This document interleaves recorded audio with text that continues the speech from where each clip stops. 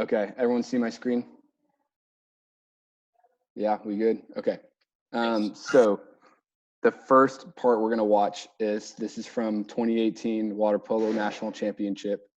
You have USC in the white and you have Stanford in the red. And we're gonna look at 3 clips today, and all these clips are talking about counterattack. So one thing you need to know about the situation they're in, USC is up 2-0. Only a minute and a half has gone by. Okay, so Stanford is not, they're not really feeling it.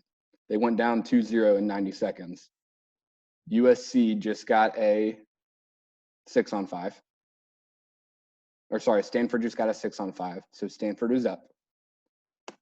So I want you to watch this guy right here. Okay, his cab number I think is 4. Let everyone watch that guy right there.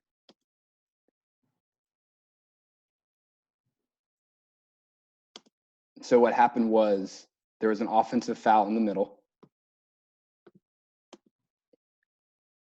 Let's get back to where we were.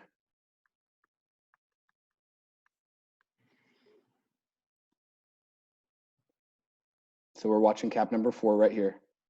There's an offensive foul in the middle right there. He goes inside 2 meter, and then he blows 2 whistles to turn the ball over. Cap 4 immediately puts his head down and swims freestyle to the other end. Think about what is going through the red caps' heads right now. They're down 2-0 in the first 90 seconds of the game. They get a 6-on-5 and they can't score on the 6-on-5. So you know they're pissed. Everybody in there is frustrated, and 4 is trying to take advantage of it right there. So 4 takes off, immediately counters, and let's watch what he does.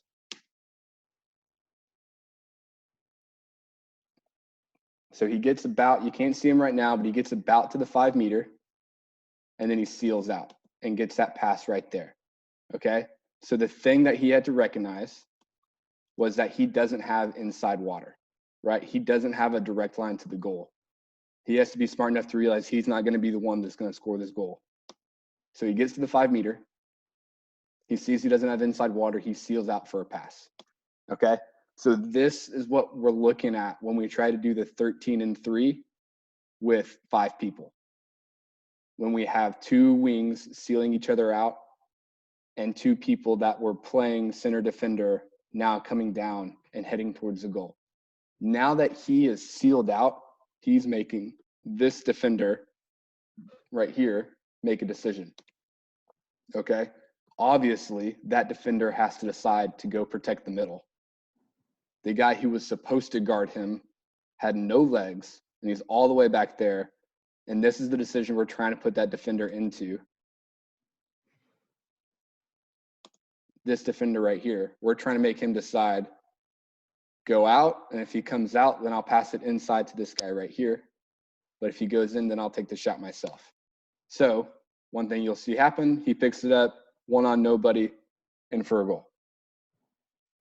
So just like really simple counterattack tactics we know how to do, but sometimes it's nice to see from a bird's eye point of view. It's nice to see top of the line water polo players have to execute the exact same things we have to execute. So one thing I want to show you, do we have any questions about that clip before I go on to the next one? Okay, cool. So if you go to, this is the boys game against Pearland that they lost in Charger Challenge. Okay, I want everybody watching Dalton right here. Okay, so Dalton has, what just happened was the ball went in. This is Frankie. He was trying to set up at the 5 meter. Ball goes in. Dalton's going to get the ball under. And then he's going to immediately start his counterattack. Okay, so there he is right there. He gets about half pool, and he looks up and he says, okay, I don't have inside water. I don't have a clear line at the goal. I'm going to seal out.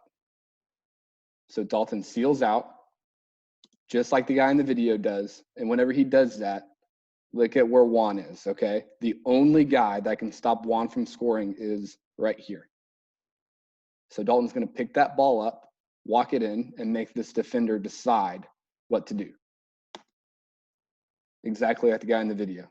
So he picks it up, walks it in, the defender decides to come out, and we get Juan. Juan is able to draw the 5 meter shot. He goes in and he scores the goal. So that clip was the exact same situation, but the defender made the bad decision.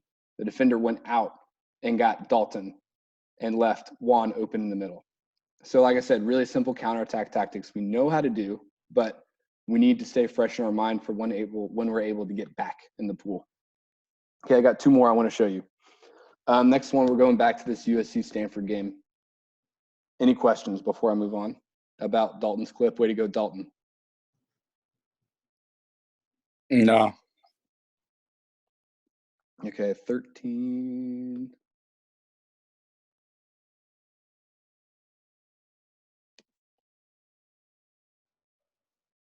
Okay, so we have almost the exact same situation going on here. It is USC in white, Stanford in red. It's a little bit later in the first quarter. USC is up 4, Stanford 0. Stanford's about to draw a 6-on-5. So they draw the kick out right there. Oh, I'm sorry, in this one they didn't draw a 6-on-5. We start the counterattack. I need to move this. There we go. Let me get back to where I started.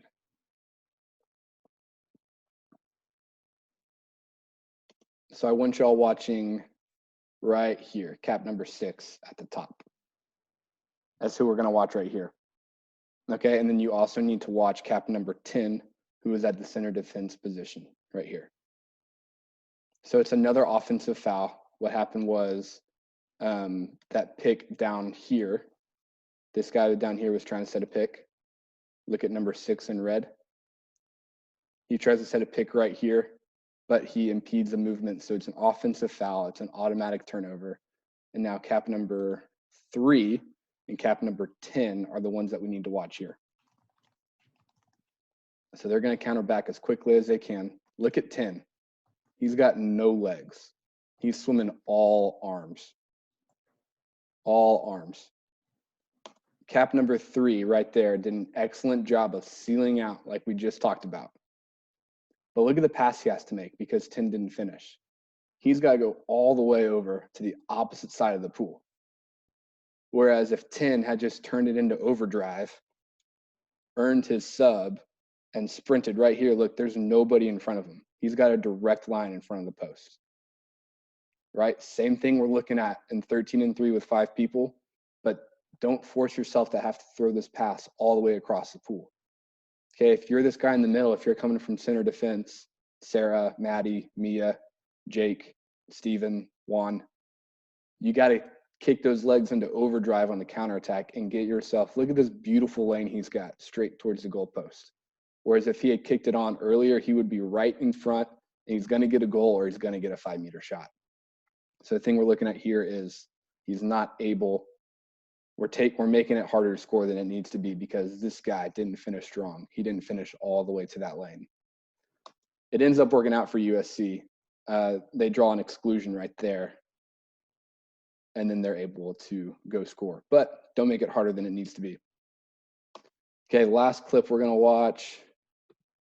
Any questions on that clip? Actually, Mia's always set up and set pretty well. So most of the time, if you're in center defense, like I just never feel the need to like waste all my energy to sprint down the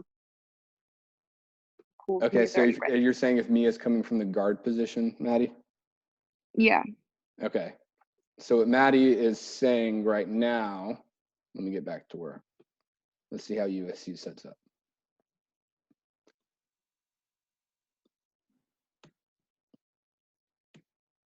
Okay, so what Maddie is saying is whenever she's in set right here. So Maddie in this case is number 10, and Mia in this case is number 3 right here. So what Maddie was saying was Mia usually does a really good job of getting down the pool and setting up, so she doesn't feel the need to have to turn on overdrive, okay? Well, it's just situational. Right, exactly. So in that situation, Mia was up, right? So she was able to get down the pool, set herself up where she wanted to be. But this situation is a little bit different, Maddie, because if you look at number 3, whenever he takes off, he doesn't have inside water. So he does something that Mia doesn't usually have to do. He seals out and comes all the way out up here. And that's what opens up the middle drive. Whereas in our situation, like you said, Mia usually does a good job of setting up. If Mia's down there and set up, she's already going to be right here with the defender behind her, and then it would be your job to seal out instead of hers. Okay. But this is like a good situation to use against those like better schools like Jersey Village, Side Creek, because this is something that they don't really expect somebody to swim from 2 to 2, you know, for Mia to pull out and Maddie you to drive through. Exactly. Anyone else got a question? Okay, I got one more clip I want to show y'all. We're going to go all the way to 31.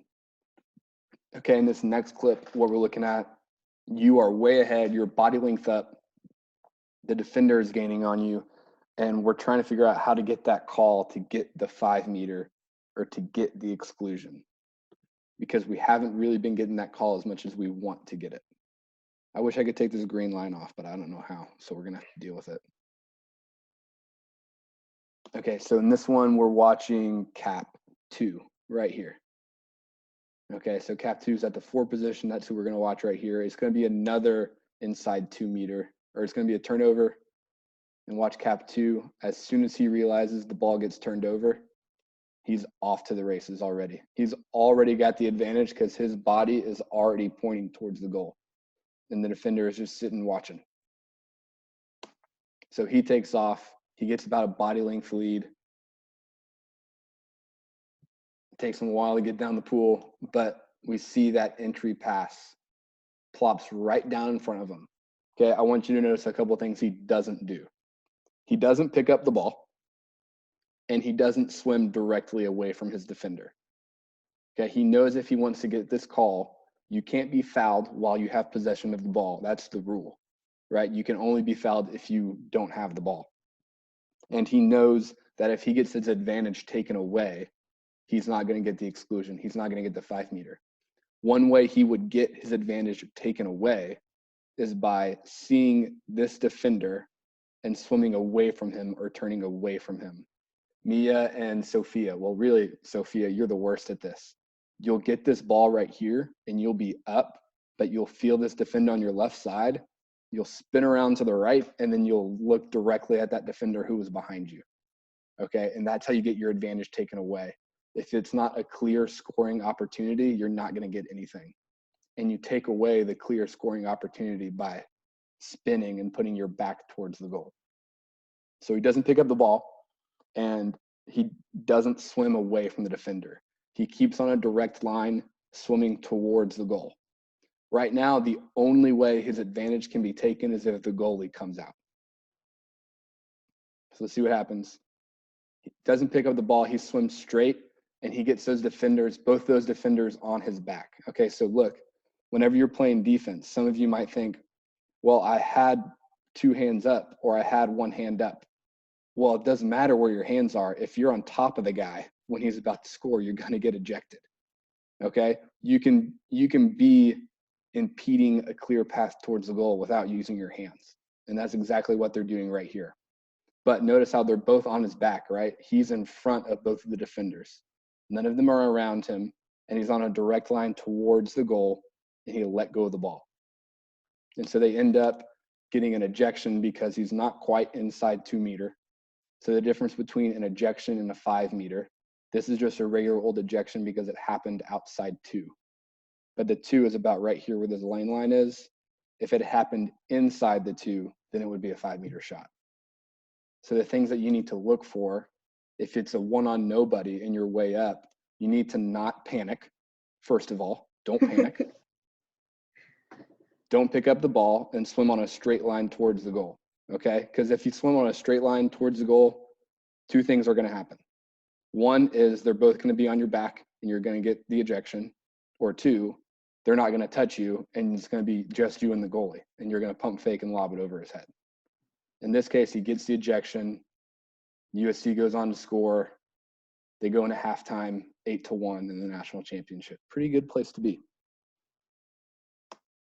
So that is all I got today. I wanted to make it not too long. I wanted to make it a chance for you guys to kind of get back in water polo mode now that our